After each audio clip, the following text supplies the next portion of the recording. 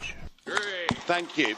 Two-thirds of the British people think the European Commission are trying to bully us in these negotiations. And of course they're right. The EU's bullying us, it bullies member states, it bullies its next-door neighbours, it even bullies the third world with its neo-colonial policies. Well, of course it does, because the Europe of the Junckers, the Barniers, the Selmayrs is power without accountability. Well, at long last, you've met your match in Donald Trump. Now, you may well scream and shout about his aluminium and steel tariffs, but the EU puts tariffs on 13,000 goods coming into it, meaning that shoes and bras and food are more expensive for simple, ordinary folk who don't understand this, because it's never been properly explained to them. And the sheer hypocrisy of criticising Trump when you already have put tariffs on steel and aluminium amazes me. But it does show the folly of us going for a transition period. It shows the utter stupidity of the Labour Party wanting to sign us up to this permanently, because in this USA dispute we now find ourselves trapped, impotent, unable to act. We need to be free. We voted Brexit. We voted to make our own trade policy, our own trade decisions. We could do a deal with America in 48 hours.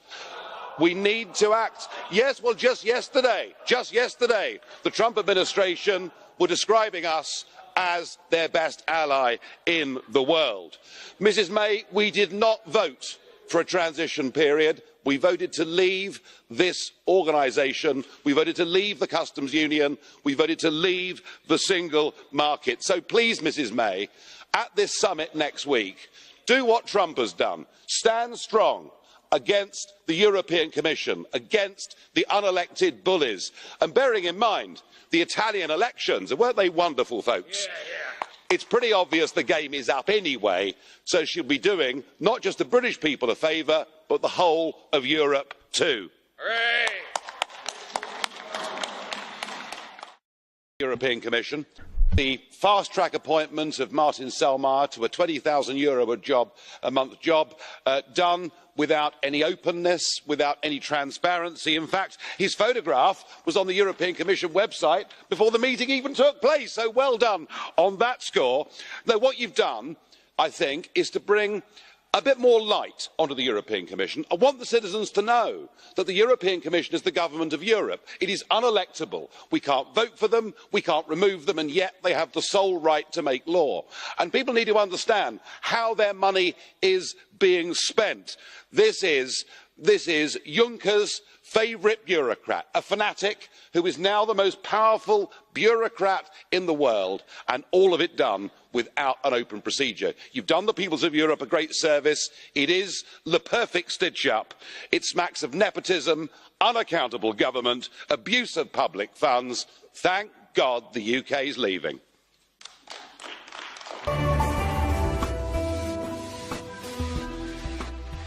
Liberal billionaire George Soros donated hundreds of thousands of dollars to a campaign looking to sabotage British voters' 2016 decision to leave the European Union. Soros Foundation stating the grant was, quote, to support British groups striving to ensure that this crucial debate is not shut down.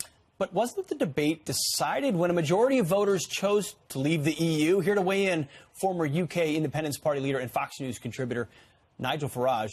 Nigel, it's no surprise to you that someone like George Soros would try to undermine the will of the people to pursue his open borders agenda. What do you make of the most recent attempt? No, it's no surprise at all. In fact, I've been saying since 2011 that we all need to wake up to who George Soros is and how big his organisation is, and just get a handle on this. You know, his Open Society Forum has received $30 billion, not million, $1 billion. This is the biggest political campaigning organisation the world has ever seen.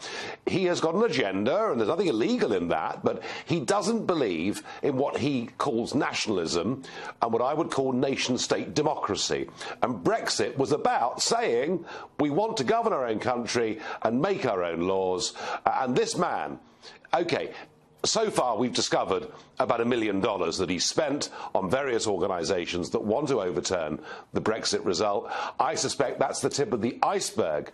If you really examine the money this man is spending across the whole of Europe, in America, to push his agenda, which is to get rid of the nation state and to encourage mass migration. And I'm just saying to people, you know, in an era when much of the media is obsessing about Russian collusion, well, if ever there was an investigation needed, it's into just what exactly has open society done over the course of the last few years. So, Nigel, for those viewers of ours who don't really know who George Soros is, he's kind of a mysterious, shadowy figure. Briefly, just tell us, who is he?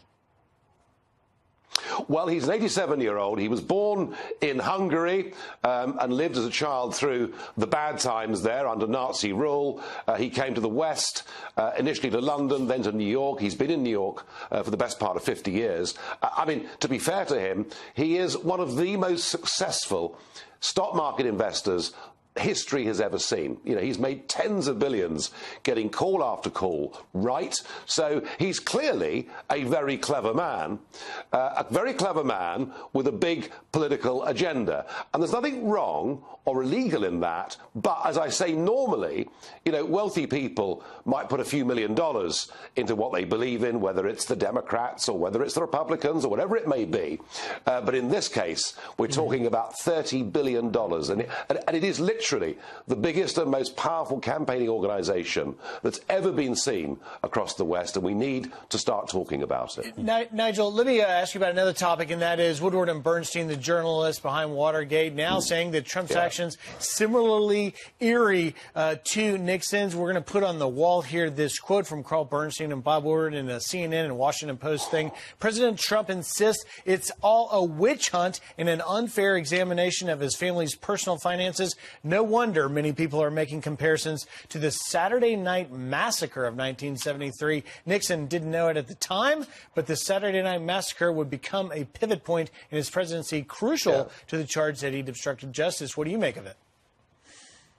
Well, what I make of it is this investigation has been going on now for a very long time.